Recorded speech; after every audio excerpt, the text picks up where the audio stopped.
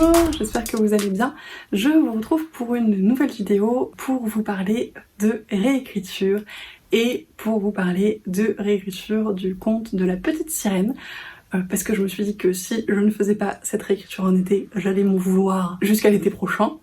Parce que pour moi, la petite sirène, c'est quand même assez estival comme contexte. Et je profite de le faire maintenant, même si on est un petit peu à la fin de l'été. Comme d'habitude, je tiens à vous remercier énormément pour tous vos retours, tous vos messages, tous vos commentaires, tous vos messages privés, tous vos abonnements. Et c'est toujours un plaisir de faire ces vidéos et d'échanger avec vous. Et comme toujours, pour les vidéos réécriture, si vous avez d'autres réécritures de ce conte à me présenter, n'hésitez pas, que ce soit en livre ou en film d'ailleurs, parce que je vais essayer de chercher un film sur une réécriture de la petite sirène et je n'en ai pas trouvé. Donc si vous en connaissez, ça peut être très chouette. On m'avait proposé d'inclure des films dans ces vidéos et là j'avoue que je n'ai pas trouvé. Et si vous avez d'autres idées de réécriture de contes ou de mythes ou autres que vous voudriez que je fasse, n'hésitez pas également. J'ai plein d'idées, mais il y en a jamais assez, donc allez-y, faites-vous plaisir. Et on va éviter de faire une introduction extrêmement longue encore une fois, je vous propose qu'on commence tout de suite. Comme ce que j'avais fait pour La Belle et la Bête, je vais essayer de vous faire du plus proche de l'histoire du conte de base au plus éloigné, même si là je trouve que c'est un petit peu plus difficile. Et je vais commencer du coup par vous parler de Sirène de Rémi Giordano, Olivia Godard et Laura Pérez, qui est publié chez La Martinière. Je vous l'ai déjà présenté dans une dernière lecture graphique que je vous mettrai quelque part. C'est plus ou moins une réécriture de La Petite Sirène, mais je le dirais quand même un petit peu puisque c'est sous format illustré comme ça. D'ailleurs cet objet livre est à tomber par terre, vraiment c'est une beauté incroyable.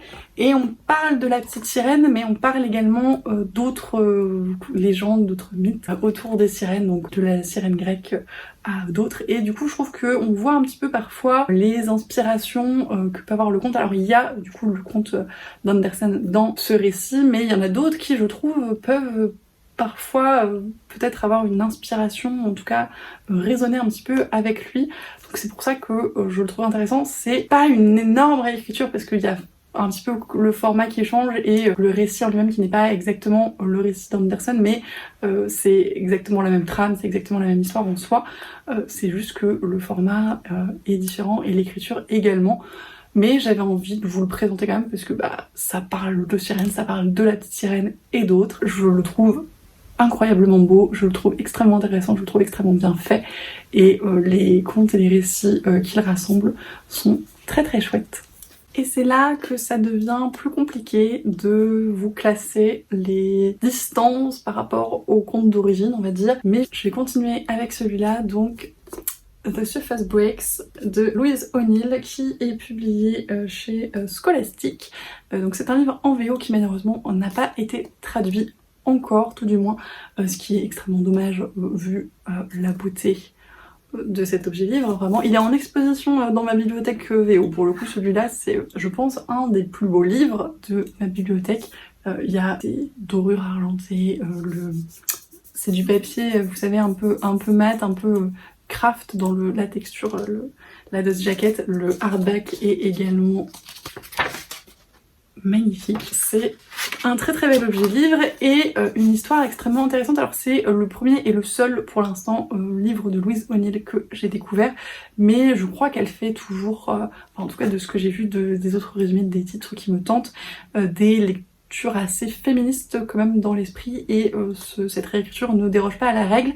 C'est dans l'idée une réécriture assez classique du conte, puisque on a un petit peu les grands éléments du récit, l'univers est assez fidèle, excepté dans le fait que la fameuse sirène débarque dans notre monde actuel et pas dans celui du prince Eric il y a 200 ans et des bananes. Plus que ça probablement. Il y a tout cet aspect de modernité qui joue. Le prince n'est pas vraiment un prince, mais un gamin d'une famille extrêmement riche. Il y a quand même eu le naufrage, mais du coup c'était un bateau à moteur, donc il y a des circonstances différentes. Ça crée d'autres problématiques, et ça crée des problématiques notamment en termes de féminisme et modernité dans le personnage de cette sirène qui a comme la Ariel, alors je suis pas sûre qu'elle s'appelle comme ça dans le conte original, mais j'ai été vraiment grignotée par le Disney toute ma vie. Donc la sirène de base se retrouve donc sans sa voix, avec ses douleurs perpétuelles au niveau de ses jambes qui sont extrêmement bien retranscrites et extrêmement douloureuses vraiment à lire parce que ça saigne, parce que c'est sanglant, ça a pas l'air du tout sympa, bien au contraire. Et elle a cette mission de se faire aimer de ce garçon très riche, très puissant dans notre société pour accomplir sa destinée, retrouver son âme, etc. Sauf que viennent se greffer voilà, des problématiques plus modernes de une femme, c'est pas que ça, c'est pas que se taire et être belle. Notamment il y a pas mal de passages où on développe un peu cet aspect-là parce que la petite sirène c'est un peu ça finalement, ce côté très très lisse, très très féminin à outrance et justement de juste être belle et tais-toi. Donc ça prend ça un peu du contre-pied, mais dans le déroulé du conte et notamment à la fin du conte, ça reste assez fidèle et je vous dis ça en me disant que je suis plus certaine de comment ça finit et je suis pas certaine qu'il n'y ait pas un petit twist justement et que ça finisse pas complètement comme le conte de base donc où la petite sirène se transforme en écume. Je crois que je crois qu'il y a un petit twist. Mais c'était une super lecture. Alors le style de Katie O'Neill est pas forcément le plus accessible en anglais, j'ai trouvé. Alors je suis pas une lectrice anglaise extrêmement bonne, il y a des choses qui me posent parfois un petit peu de soucis et surtout quand je lis pas régulièrement, ce qui est le cas malheureusement en ce moment, et ce qui était probablement le cas quand j'ai lu ce récit. Donc il y a des petites choses qui parfois ont un peu ralenti ma lecture parce que je comprenais pas forcément tout, mais ça reste assez possible à lire. Enfin, y a pas non plus des trucs extrêmement compliqués à comprendre. Et puis comme c'est un récit avec une trame assez connue, on arrive quand même à comprendre un petit peu ce qui se passe. J'avais apprécié le personnage de la sirène. Alors c'est un peu bizarre parce que pour le coup elle est extrêmement passive et c'est un personnage qui est un peu difficile je trouve à suivre, mais je l'avais trouvée intéressante. Voilà, on peut pas dire que je l'ai appréciée, mais je l'avais trouvée intéressante comme tout le récit globalement. C'est pas ma réécriture préférée parce que je la trouvais assez lente, il y avait des grosses parties où il se passait pas grand chose et où c'était beaucoup dans la tête du coup de ce personnage de sirène qui est pas forcément, voilà, comme je le disais, extrêmement agréable toujours, mais c'était une réécriture sur l'aspect féministe, sur l'aspect moderne qui était extrêmement intéressante. J'ai vraiment beaucoup apprécié le style de Katie O'Neill. Il faut que je me penche sur les autres récits qu'elle a sortis, je crois qu'il y en a qui ont été traduits, donc il faut que j'étudie la question. Voilà. Une réécriture qui est probablement un petit peu plus connue et en tout cas un petit peu plus récente, qui est sortie l'année dernière je crois, Le Royaume assassiné de Alexandra Christo chez De Sexus. Je crois que c'est la couverture de Sexus que je trouve la plus kitsch. Je trouve que ces tentacules ne sont pas, et cette épée c'est pas franchement une grande réussite pour moi pour le coup.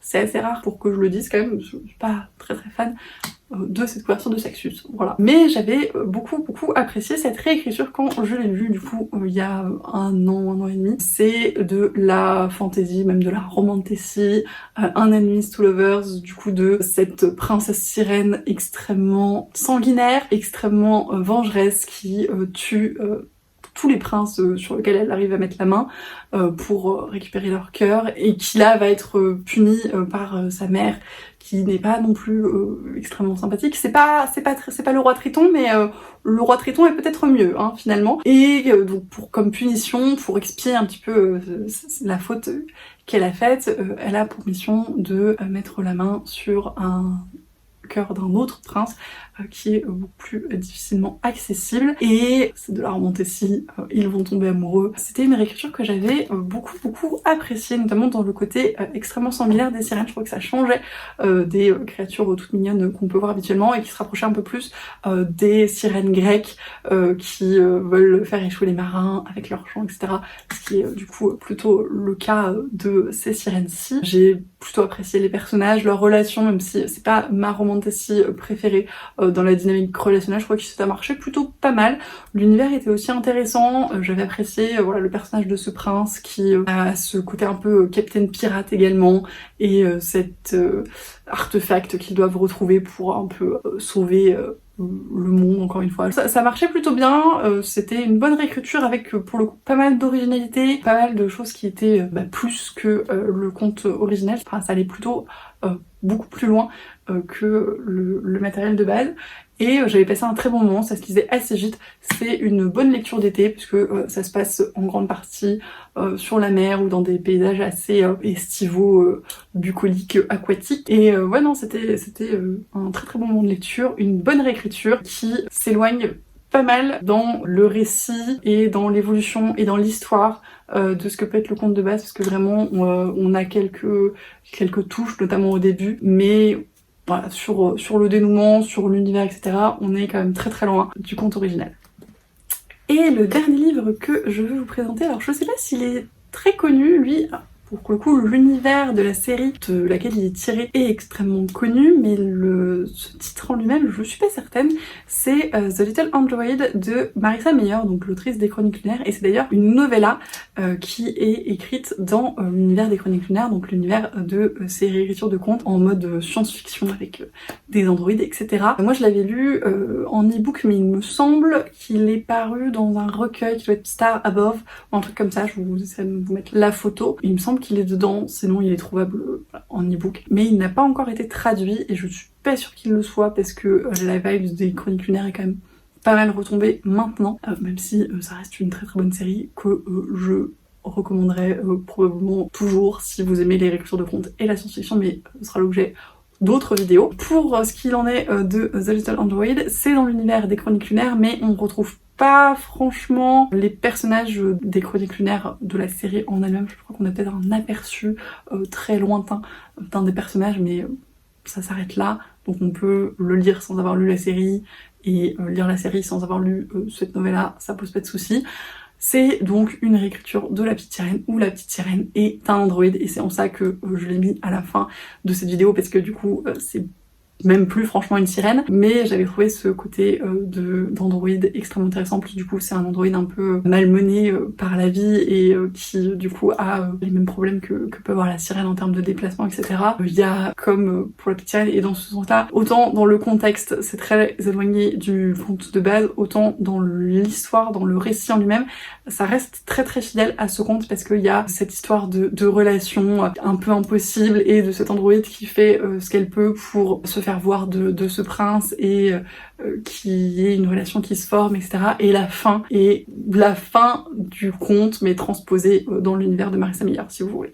Donc sur le récit en lui-même, sur le déroulé, très très fidèle au conte, sur le contexte, sur l'univers, absolument pas, mais du coup le mélange était très très intéressant. Encore une fois, donc c'est une lecture en anglais qui n'est pas forcément des plus accessibles, le style de Marissa Meyer, encore en plus c'est de la science-fiction, donc il y a des choses en termes de câblage, de trucs que j'ai pas tout compris. En plus, encore une fois, je l'ai lu il y a assez longtemps celui-là, et j'avais un niveau en anglais qui était encore moins bon que ce qu'il est maintenant, et il est pas non plus formidable.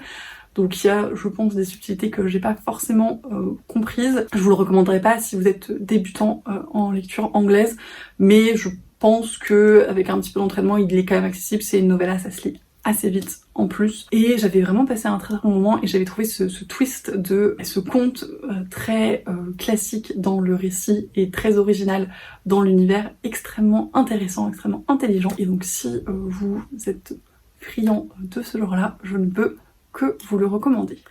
Et comme il est désormais coutume dans les vidéos sur les réécritures, au bout de 3 vidéos je pense qu'on a instauré des coutumes, je vais vous présenter une réécriture de La Petite Sirène que je n'ai pas encore lue mais qui me fait extrêmement envie. C'est Murmure de l'océan de Ophélie Duchemin, qui est, si je ne dis pas de bêtises, un tome 2, le premier tome étant Rose éternelle, qui est une réécriture de La Belle et la Bête que je n'ai pas encore lue, mais que l'une d'entre vous m'a conseillé sur la vidéo réécriture de La Belle et la Bête.